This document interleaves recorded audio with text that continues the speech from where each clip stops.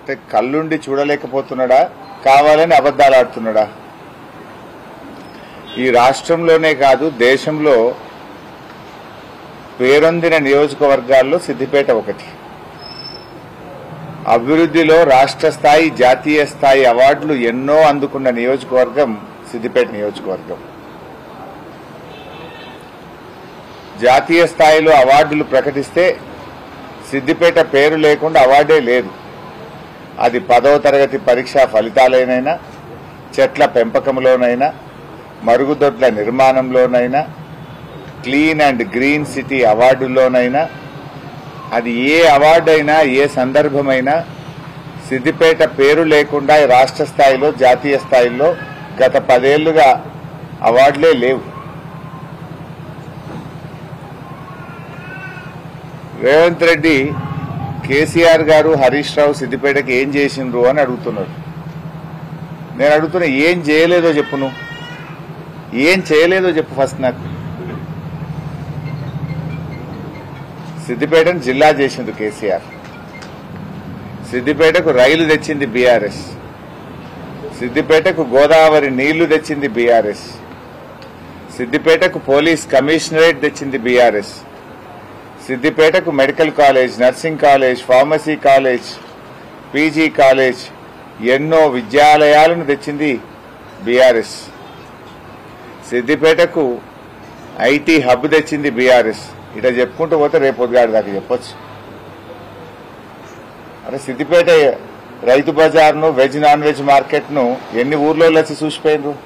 ఇది ఎంత బాగుంది, ఇట్లాంటి మా ఊర్లలో కట్టుకుంటామని ఎన్ని పట్టణాల నుంచి, ఎన్ని జిల్లాల నుంచి ఎంతమంది వచ్చి చూసిపోయినరు. ఇది లోకానికి తెలియదా? ఇక సిద్దిపేట అభివృద్ధి కాలేదని పచ్చి అబద్దాలు మాట్లాడితే జనం నమ్మాలా? అన్నింటికంటే మించి తెలంగాణ రాష్ట్రాన్ని తెచ్చింది కూడా సిద్దిపేట కదా. తెలంగాణ ఉద్యమానికి కేసీఆర్ బయలుదేరితే ఆశీర్వదించి ఆనాటి సీమాంధ్ర శక్తులను ఎన్ని కుట్రలు చేసినా వాటిని తిప్పికొట్టి కేసీఆర్ను అందించింది ఈ సిద్దిపేట. అక్కడి నుంచే తెలంగాణ వచ్చింది. ఇవాళ తెలంగాణ రావడానికి కారణం కేసీఆర్, తెలంగాణ రావడానికి కారణం మన సిద్దిపేట. సిద్దిపేట ప్రజల చైతన్యమే ఇవాళ తెలంగాణ పార్టీని పుట్టించింది. ఇవాళ రేవంత్ రెడ్డి ముఖ్యమంత్రి అయిందంటే కూడా అది సిద్దిపేట పుణ్యమే. సిద్దిపేట లేకుంటే తెలంగాణ ఉద్యమం లేదు, తెలంగాణ ఉద్యమమే లేకపోతే ఇవాళ తెలంగాణ రాష్ట్రమే లేదు. తెలంగాణ రాష్ట్రమే లేకుంటే రేవంత్ రెడ్డి ముఖ్యమంత్రి అయ్యేవాడే కాదు. గదే చంద్రబాబు నాయుడు అడుగులకు మడుగులొత్తుకుంటా, ఆంధ్రలో మోచేతి నీళ్లు దాక్కుంటా బతుకుతుండేన. ఇవాళ సిద్దిపేటకు, కేసీఆర్ కు రేవంత్ రెడ్డి రుణపడి ఉండాలి.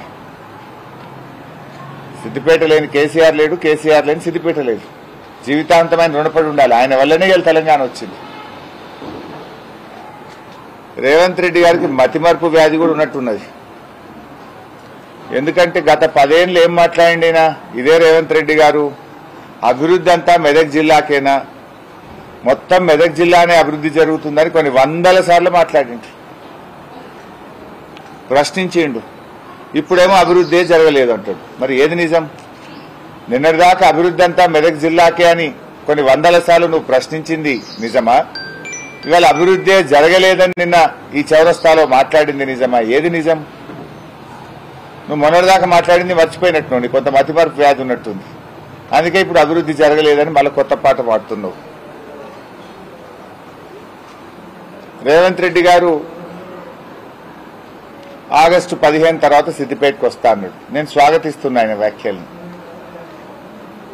నేను చేసిన ఛాలెంజ్ను స్వీకరించమని అడుగుతా ఉన్నా. ఇప్పుడు మళ్లీ అడుగుతున్నా. నువ్వు స్వీకరించలే ఇప్పటిదాకా, ఉత్త సొల్లు మాట్లాడుతున్నావు. నేను సంగారెడ్డిలో ఛాలెంజ్ చేసినప్పటి నుంచి ఒకటే స్టాండ్ మాట్లాడుతున్నా. నేను ఏ వీడియో క్లిప్పింగ్ చూసినా, పబ్లిక్ మీటింగ్ స్పీచ్ చూసినా, నా ప్రెస్ మీట్ చూసినా I'm on the same line. ఇప్పుడు కూడా నేను స్వాగతిస్తున్నా.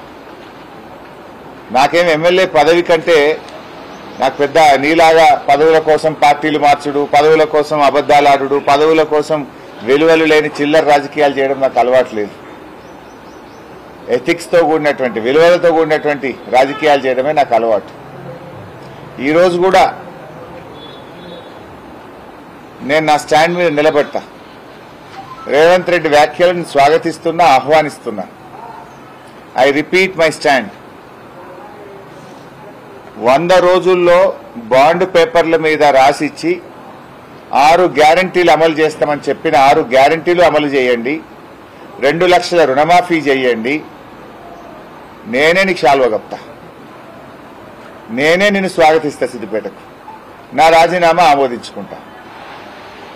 నాకు ఎమ్మెల్యే పదవి కంటే కూడా నా ప్రజలకు మేలు జరగడమే నాకు సంతోషం. తెలంగాణ ప్రజల కళ్ళల్లో ఆనందమే నా ఆనందం.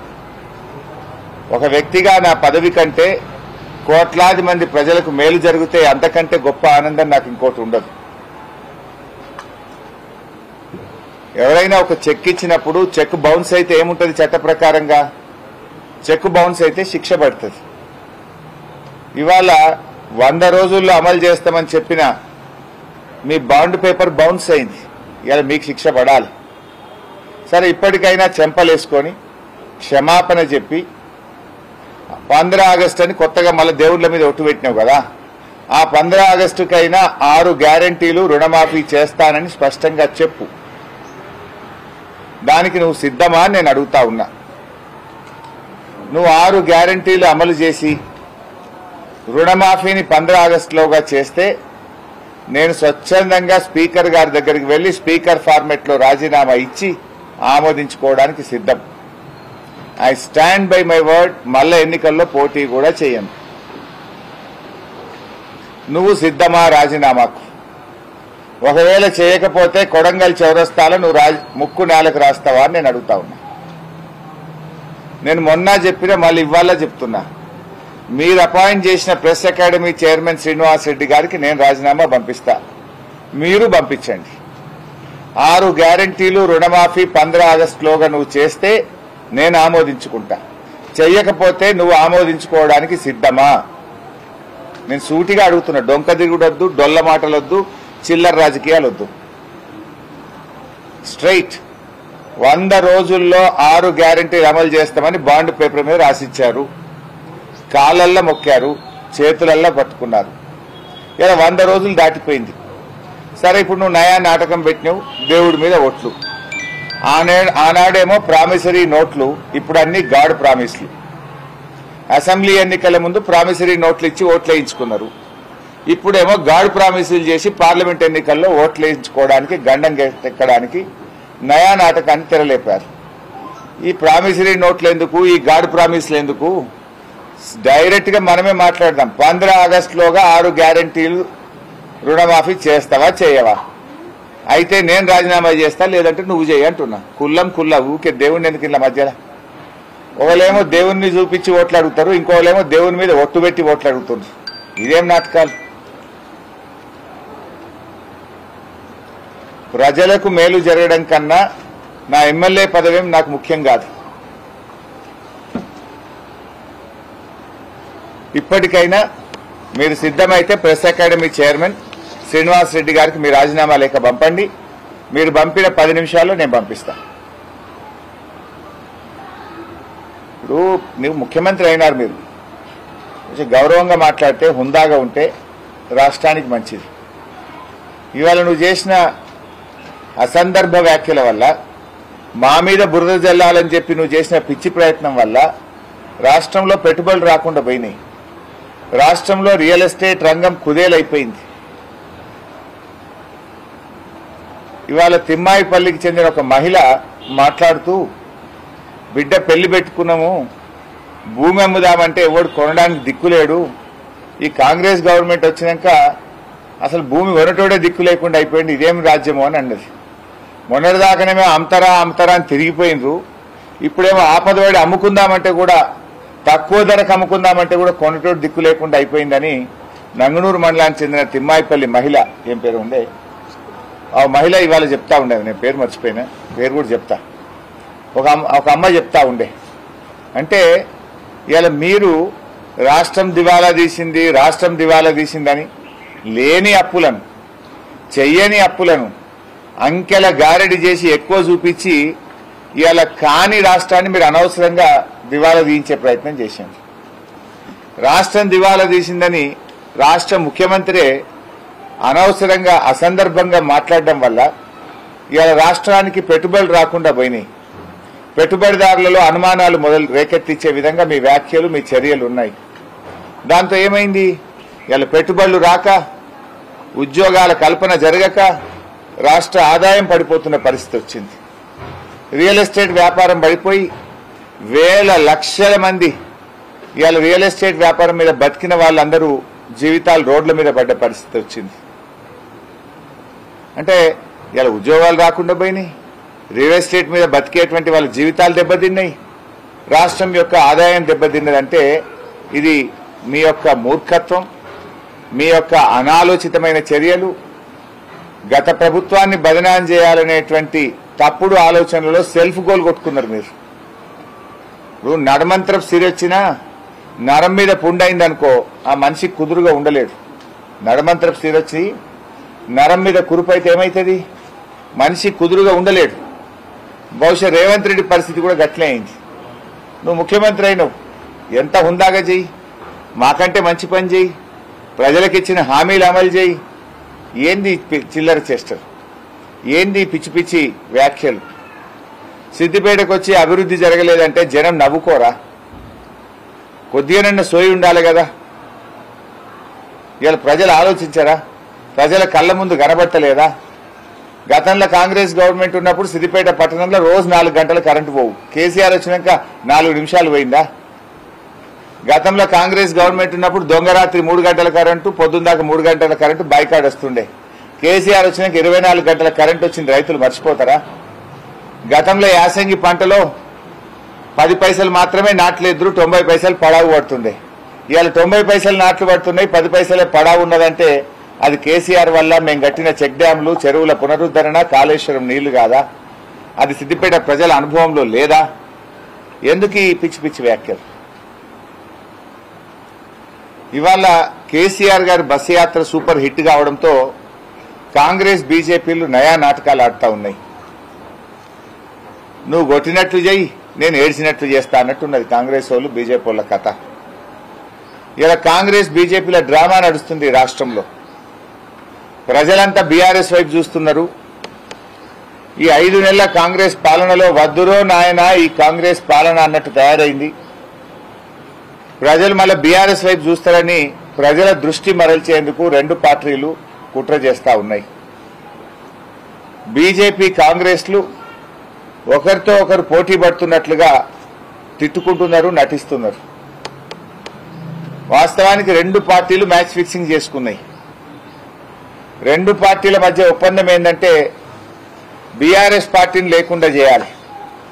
ఈ రీజనల్ పార్టీ ఉంటే ఏ రోజైనా మళ్ళా కేసీఆర్ దిక్కు ప్రజలు చూస్తారని ఇవాళ 8 సీట్లు పంచుకున్నారు పార్లమెంట్లో. వీళ్ళు ఒక 8 సీట్లు, వాళ్ళు 8 సీట్లు పంచుకున్నారు. కాంగ్రెస్ కి ఇచ్చిన 8 సీట్లలో బీజేపీ జాతీయ నాయకులు ప్రచారం చేస్తలేరు. బీజేపీ ప్రచారం తూతూ మంత్రంగా నడుస్తూ ఉంది. కాంగ్రెస్ కి ఇచ్చిన 8 సీట్లలో బీజేపీలు ప్రచారం చేయరు. బీజేపీకి ఉన్న 8 సీట్లలో కాంగ్రెస్ వీక్ క్యాండిడేట్లను పెట్టి, బలహీనమైన అభ్యర్థులను పెట్టి నామమాత్రమైన ప్రచారాన్ని కాంగ్రెస్ పార్టీ చేస్తూ ఉంది. కాంగ్రెస్ గెలవాలనుకున్న చోట బీజేపీ డమ్మీ అభ్యర్థులను పెట్టింది. బీజేపీ గెలవాలనుకున్న చోట కాంగ్రెస్ పార్టీ డమ్మీ అభ్యర్థులను పెట్టింది. ఇద్దరు కలిసి తెలంగాణ గొంతుక, తెలంగాణ సాధించిన తెలంగాణ ప్రజల అస్తిత్వమైనటువంటి బీఆర్ఎస్ ను, కేసీఆర్ ను దెబ్బతీయాలని ఇలా కుట్ర చేస్తా ఉన్నారు. గతంలో కూడా చూశాం. హుజూరాబాద్ లో, దుబ్బాకలో, మునుగోడులో కాంగ్రెస్ పార్టీ డిపాజిట్ పోయింది. పోతుందా డిపాజిట్? ఆ 3 చోట్ల బీజేపీకి సపోర్ట్ చేసింది కాంగ్రెస్. నాగార్జున సాగర్ లో బీజేపీ డిపాజిట్ పోయింది. ఆడ బీజేపీ వాళ్ళు కాంగ్రెస్ ను గెలిపించడానికి రుణం తీర్చుకునే ప్రయత్నం చేసిండ్రు. అంటే గతంలో ఉప ఎన్నికల సమయాల్లో కూడా కాంగ్రెస్ బీజేపీలు మ్యాచ్ ఫిక్సింగ్ పాల్పడడం వల్ల వాళ్ళ డిపాజిట్లు పోయినాయి. 3 జాగాల కాంగ్రెస్ డిపాజిట్ పోయింది, 1 జాగాలో బీజేపీ డిపాజిట్ పోయింది. అట్లా పోతాయా? అంటే మీరు కూడబలుపుకొని ఉప ఎన్నికల్లో కూడా బీఆర్ఎస్ ను దెబ్బతీయాలని 2 పార్టీలు ఒకటైనాయి. లోకమంతా మీరు తిట్టుకున్నట్టు కొట్టుకున్నట్టు ఉంటుంది. తెలంగాణకు వచ్చేసరికి బీఆర్ఎస్ ను చూస్తే ఇద్దరు ఒకటైతారు. చీకటి ఒప్పందం ఉంటుంది మీ ఇద్దరి మధ్యలో. ఈ విషయాలను తెలంగాణ ప్రజలు బాగా అర్థం చేసుకోవాలని చెప్పి నేను కోరుతా ఉన్నా. ఎందుకంటే ఇలా 5 నెలల్లోనే రేవంత్ రెడ్డి గారి పాలన రివర్స్ గేర్లో నడుస్తుంది. కొత్త హామీలు అమలు కాలేదు కానీ ఉన్న హామీలు ఒకటొక్కటి ఆగిపోతా ఉన్నాయి. దవాఖానల్లో కేసీఆర్ కిట్లు బంద్ అయిపోయినాయి. 5 ఏళ్లు కేసీఆర్ గారు ప్రతి ఇంటికి ప్రతిరోజు త్రాగునీరు అందిస్తే కాంగ్రెస్ ప్రభుత్వం వచ్చిన 5 నెలల్లోనే 2 రోజులకు ఒక్కసారి నల్లా దినం తప్పించి దినం నల్లా ట్యాంకర్లు కొనుక్కునే పరిస్థితి కల్పించింది కాంగ్రెస్ పార్టీ. కేసీఆర్ గారు 5 ఏళ్లు కను రెప్పగొట్టకుండా సేపు కూడా కరెంటు పోకుండా ఇస్తే 5 నెలల్లోనే పట్టణాల్లో గ్రామాల్లో రైతులకు కరెంటు కోతలు మొదలైపోయినాయి. కళ్యాణ లక్ష్మి చెక్కులు తులం బంగారం దేవుడెరుగు గాని కేసీఆర్ ఉండగా టక్క టక్క ఆడవిల పెళ్లిల కళ్యాణ లక్ష్మి చెక్కులు వస్తుండే. ఇలా షాదీ ముబారక్ కళ్యాణ లక్ష్మి చెక్కులు స్లో అయిపోయినాయి. దానికోసం అక్కజెల్లెలు ఎదురు చూస్తున్న పరిస్థితి వచ్చింది. అంటే మీరు 5 నెలల్లోనే ఇలా మీరు పరిపాలనలో కొత్త ఇవ్వకపోగా పాతవి కూడా ఆపేసిండ్రు. ఇవాళటికి 3 ఎకరాలు 4 ఎకరాలు ఉన్న వాళ్ళు కూడా రైతు బంధు వల్లే. కరోనా కష్టకాలంలో కేసీఆర్ గారు సకాలంలో రైతు బంధు అందించాడు. దాని పేరే పెట్టుబడి సహాయం. కల్లాలకు వడ్లు వచ్చినాయి, మార్కెట్లకు వడ్లు వచ్చినాయి, పెట్టుబడి సాయం ఇంకా రాలే. ఇక అది పెట్టుబడి సాయం ఎట్లయితుంది? దాన్ని పెట్టుబడి సాయం అంటారా? మీరు సకాలంలో పెట్టుబడి అందించకపోవడం వల్ల రైతులు 3 రూపాయలకు 4 రూపాయలకు వడ్డీలకు తెచ్చుకొని ఇలా పెట్టుబడి పెట్టాల్సి వచ్చింది. దానికి మూల్యం మీరు చెల్లించుకోవద్దా? అందుకే ఇలా ప్రజలు డిసైడ్ అయ్యారు. చెక్ బౌన్స్ అయితే శిక్ష ఎట్లా వేస్తారో బాండ్ పేపర్ బౌన్స్ చేసిన కాంగ్రెస్ పార్టీకి పార్లమెంట్ ఎన్నికల్లో బుద్ధి చెప్పాలని ఇవాళ ప్రజలు డిసైడ్ అయ్యారు. అది నీకు అర్థమైంది కనుకనే నాడు ప్రామిసరీ నోట్ అన్నావు, నేడు గాడ్ ప్రామిస్ల పేరు మీద కొత్త నాటకం ఆడుతున్నావు. నువ్వు గాడ్ ప్రామిసులు పెట్టినా, మదర్ ప్రామిసులు పెట్టినా, ఇంకేం ప్రామిసులు పెట్టినా కాంగ్రెస్ పార్టీని ప్రజలు నమ్మే స్థితిలో లేరు. రేవంత్ రెడ్డి ఇంకో కొత్త నాటకం స్టార్ట్ చేసిండు. అన్ని సెంటిమెంట్లు. కాంగ్రెస్ బీజేపీల నాటకాల్లోనే ఇంకొక నాటకం. ఇది తెలంగాణ ఆత్మగౌరవానికి గుజరాత్కు పోటీ అంటాడు. అసలు తెలంగాణ ఆత్మగౌరవం గురించి మాట్లాడే నైతికత రేవంత్ రెడ్డికి ఉందా? నువ్వు ఒకనాడు జై తెలంగాణ అనకపోతివి, ఒకనాడు అమరవీరుల స్తూపం దగ్గర 2 పూలు పెట్టకపోతివి. నువ్వు కూడా తెలంగాణ ఆత్మగౌరవం గురించి మాట్లాడతావా? తెలంగాణ ఆత్మగౌరవానికి నిజమైన ప్రతీక, నిలువెత్తు నిదర్శనం కేసీఆర్. ఇలా నువ్వు ఢిల్లీకి గులాంగిరి చేసుకుంటూ ఎన్నిసార్లు ఢిల్లీ పోయినావు? నువ్వు ఏం చేయాలన్నా ఢిల్లీ పర్మిషన్ అయినా దానికి నీ ఎంబడ ఆయన ఉప ముఖ్యమంత్రి తోటిపల్లి కొడుకులకు రావాలి నీ ఎంబడ. ఇప్పటికి 20 ట్రిప్పులు వచ్చినావు నువ్వు 4 నెలల 5 నెలల్లో. నువ్వు ఢిల్లీకి గులాంగిరి చేసుకుంటూ ఇవాళ ఢిల్లీ గులాంగిరి నడవదని నువ్వు మాట్లాడబట్టి నువ్వు చేసేదే గులాంగిరి. ఈ గులాంగిరిలు నడవకుండా పాలన చేసేది ఒక బీఆర్ఎస్. తెలంగాణ ప్రజలే హైకమాండ్గా తెలంగాణ ప్రజల యొక్క ఆజ్ఞ మేరకు పనిచేసేది కేసీఆర్. మీరేమో ఢిల్లీ కనుసన్నల్లో ఢిల్లీ ఆజ్ఞలతో పనిచేసేటోళ్ళు మీరు. అంటే ఇదేదో గుజరాత్కు తెలంగాణకు సెంటిమెంటు, ఇది ఆత్మగౌరవం అని కొంత కొట్టుడు. రిజర్వేషన్ల గురించి కూడా ఈ పుణ్యాత్ముడు మాట్లాడుతుండ్రు.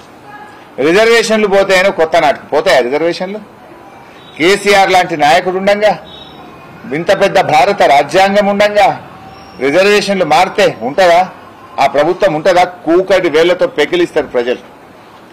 అంటే ఒకలేమో బీజేపీ వాళ్ళేమో హిందువుల ఆస్తులు ముస్లింలకు వంచుతారు అని చెప్పి ప్రధానమంత్రి గారు మాట్లాడతారు. ఈయన రేవంత్ రెడ్డి గారేమో రిజర్వేషన్లు రద్దయితాయని మాట్లాడతారు. అది జరగదు, ఇది జరగదు. హిందువుల ఆస్తులు ముట్టుకుంటే ఈ సమాజం ఊరుకోదు, రిజర్వేషన్లు పోతే భారత రాజ్యాంగం అనుమతించదు, ఈ సమాజం ఒప్పుకోదు. ఏది జరగదు. కానీ వీళ్ళేంది, ఇద్దరి పరిస్థితి ఆగమాగం ఉన్నది. 10 ఏళ్ల పాలనలో జరిగిన ప్రగతి గురించి ఓట్లు అడిగే పరిస్థితుల్లో బీజేపీ లేదు. 5 నెలల తన పాలనకు రెఫరెండం అన్నాడు, ఇప్పుడు అది పక్కకు పెట్టిండు. 5 నెలల పాలనలో ఏం జరిగిందో చెప్పి ఓట్లు అడిగే పరిస్థితుల్లో కాంగ్రెస్ లేదు. ఇద్దరు కేంద్రంలో ఉన్న బీజేపీ తన 10 ఏళ్ల పాలన మీద ఓట్లు అడుగుతలేదు, 5 నెలల తన పాలన గురించి రేవంత్ రెడ్డి ఓట్లు అడిగే పరిస్థితుల్లో లేడు. ఒక ఆయన మతాన్ని అడ్డం పెట్టుకొని, ఇంకొక ఆయన రిజర్వేషన్లను అడ్డం పెట్టుకొని ప్రజలను సెంటిమెంట్ మీద రెచ్చగొట్టి రాజకీయంగా లబ్ధి పొందాలని చూస్తా ఉన్నారు. అది సాధ్యమయ్యే పని కాదు. ఇలా మోడీ గారు ఇందాకనే అన్న కాంగ్రెస్ బీజేపీలు ఇద్దరు ఒకరినొకరు తిట్టుకున్నట్టు చేస్తుండ్రు. ఒక ఆయన రిజర్వేషన్తో తిట్టుండు, ఇంకో ఆయన మతంతో తిడుతున్నాడు. సో దట్ నేను తిట్టా, నువ్వు నన్ను తిట్టు, జనమంతా మన దిక్కు చూడాలి, నడిమిట్లా బీఆర్ఎస్ దిక్కు జనం ఇలా బస్సు యాత్రకు అద్భుతమైన స్పందన వస్తున్నది, దాని నుంచి ప్రజల్ని డైవర్ట్ చేయాలని ఒక టాక్టిక్స్. నేను అడుగుతా ఉన్న స్వయంగా ప్రధానమంత్రి గారే ఈ రాష్ట్రంలో ఆర్ఆర్ ట్యాక్స్ ఉంది అన్నాడు. ఈ ఆర్ఆర్ ట్యాక్స్ ను మొత్తం డబ్బులని ఢిల్లీకి పంపుతున్నారు. ఈ రాష్ట్రంలో ఉన్న ప్రభుత్వం అవినీతి ప్రభుత్వము. ఈ రాష్ట్రంలో ఆర్ఆర్ ట్యాక్స్ పేరు మీద పెద్ద ఎత్తున ముడుపులు తీసుకుంటున్నారు. తీసుకున్న ముడుపులను హైదరాబాద్ నుంచి ఢిల్లీకి పంపుతున్నారని దేశ ప్రధానమంత్రి గారే స్వయంగా ఎన్నికల ప్రచార సభలో చెప్పారు. నిజంగా ముడుపులే నిజమైతే, ఆర్ఆర్ ట్యాక్సే నిజమైతే మరి ఈడీ, ఇన్కమ్ ట్యాక్సులు, ఐటీలు ఎందుకు రావడం లేదు? వాళ్ళు ఇప్పటికి మరి ఎందుకు పట్టుకోవడం లేదు? అంటే మీ మధ్య ఏదో చీకటి ఒప్పందం ఉందని ఇలా ప్రజలు భావించాల్సి వస్తా ఉంది. రేవంత్ రెడ్డి గారు ఇవన్నీ అంటే మేము ఆయనలాగా స్థాయి దిగదలుచుకోలేదు, కానీ ప్రజలకు అర్థం కావడం కోసం ఇంకొక విషయం చెప్పాలనుకుంటున్నా. నేను చౌరస్తాలో మాట్లాడుతూ అంటాడు హరీష్ రావు క్యాంప్ ఆఫీసులే కూర్చున్నాడు, ఈయనే కూర్చొని ఇంటున్నాడట అంటాడు. ఆ సమయానికి లైవ్ టెలికాస్ట్లో ఉన్నా నేను. మీరందరూ ఎగ్జాక్ట్లీ ఈయన మైక్ పట్టుకునే సమయానికి అది అనుకోకుండా నాది కూడా అక్కడ స్పీచ్ స్టార్ట్ అయింది. నేను నర్సాపూర్ నియోజకవర్గం, హత్నూర మండలం, దౌలతాబాద్ చౌరస్తాలో, ఇక్కడ నీ చౌరస్తాలో ఎంత జనం ఉన్నారో అంతకంటే ఎక్కువ జనంతో పబ్లిక్ మీటింగ్ లో, బహిరంగ సభలో నేను మాట్లాడుతా ఉన్నా. ఒక ముఖ్యమంత్రి స్థాయిలో ఇంత చీప్ టాక్టిక్స్, ఇంత చిల్లర అబద్దాలు అవసరమా? నీకు ఇంటెలిజెన్స్ లేదా? నీకు నేను ఎక్కడున్నాను నెట్వర్క్ తెలియదా? నేను క్యాంప్ ఆఫీస్లో ఉన్నాను, చిల్లర మాటలు మాట్లాడేందుకు? ఆ సమయానికి నేను మెదక్ జిల్లా నర్సాపూర్లో, దౌలతాబాద్లో బహిరంగ సభలో నేను ప్రసంగిస్తా ఉన్నా. నేను అంటే ఆయన ఎంత చిల్లరగా అబద్దాలు ఆడతాడో ఇవాళ చెప్పడానికి ఇది ఒక చిన్న ఉదాహరణ. నేతి బీరకాయలు నెయ్యి ఎంత ఉంటుందో రేవంత్ రెడ్డి మాటల్లో నిజం అంత ఉంటుంది. కేవలం అబద్దాల పురాదుల మీద గోబల్స్ ప్రచారంతో ఆయన శాసనసభ ఎన్నికల్లో గట్టెక్కాడు.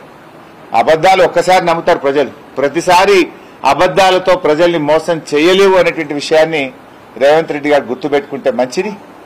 ఎప్పటికైనా ఈ సిద్దిపేట నిజంగా నేను ఆశపడ్డా, నువ్వు కొడంగల్కి ఎత్తుకపోయిన నా వెటనరీ కాలేజీని తీసుకపోను, తప్పైందని చెంపలేసుకొని నా కాలేజీ నాకు ఇస్తావేమో అని అనుకున్నా. నేను కనీసం నేను తీసుకుపోలేదని చెప్తావేమో అని అనుకున్నా. నీకు ఏ ముఖం ఉంది? ఇవాళ మా కేసీఆర్ గారు ఇచ్చిన వెటనరీ కాలేజీని గద్దలాగా నువ్వు కొడంగల్కు తనుకపోయి సిద్దిపేట ప్రజల నోట్లో మట్టి కొట్టి మా జిల్లాకు అన్యాయం చేసి ఇంకా సిద్దిపేట ప్రజల ఓట్లు అడిగే హక్కు నీకున్నదా? నువ్వు తీసుకుపో కొడంగల్లో కొత్తది పెట్టుకో, నేను అద్దంటున్నానా? నా సిద్దిపేట విద్యార్థులకు ఎందుకు అన్యాయం చేస్తావు? నా ప్రజలకు ఎందుకు అన్యాయం చేస్తావు? నా ప్రజలకు అన్యాయం చేసి నా ప్రజల గొంతు నొక్కి నా కాలేజీని ఎత్తుకపోయి ఇంకా ఏ ముఖం పెట్టుకొని నా ప్రజల ఓట్లు అడుగుతావు నువ్వు అని నేను అంటా ఉన్నా. 150 కోట్ల రూపాయల అభివృద్ధి నిధులను ఇలా సిద్దిపేట నిధులను నువ్వు రద్దు చేసినావు, నిధులు వెనక్కి తీసుకున్నావు. మా మెదక్ల రద్దు చేసినావు, మా గజ్వేల్ల రద్దు చేసినావు, మా దుబ్బాక నిధులు రద్దు చేసినావు. మా జిల్లా నోరుగొట్టి ఇంకా నీకు సిగ్గు లేకుండా మా జిల్లా ఓట్లు అడుగుతున్నావా అని నేను అడుగుతున్నా. ఇలా ఆయన గారు జిల్లా రద్దు చేస్తా అంటుండు. సిద్దిపేట జిల్లా రద్దు చేసే కుట్ర చేస్తున్నావు నువ్వే స్వయంగా చెప్పినావు. కమిషన్లు వేస్తున్నాం, జిల్లాల పునర్వ్యవస్థీకరణ చేస్తామని చెప్తున్నారు.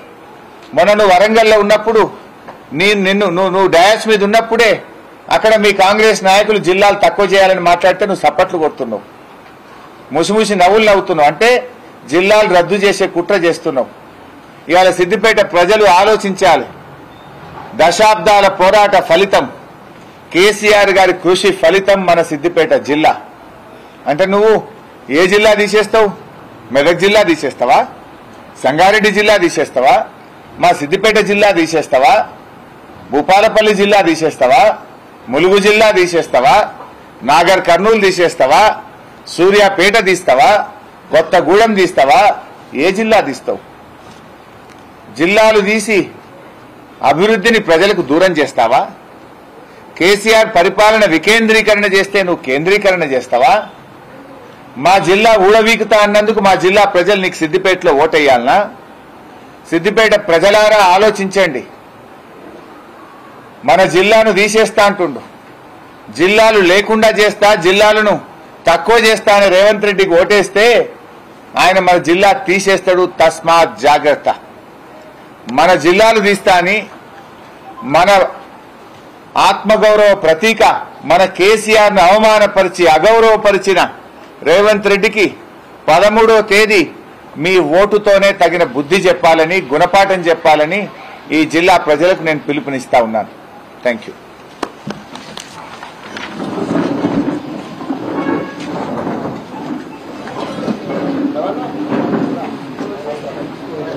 కులాలు పెట్టించిన కులాలు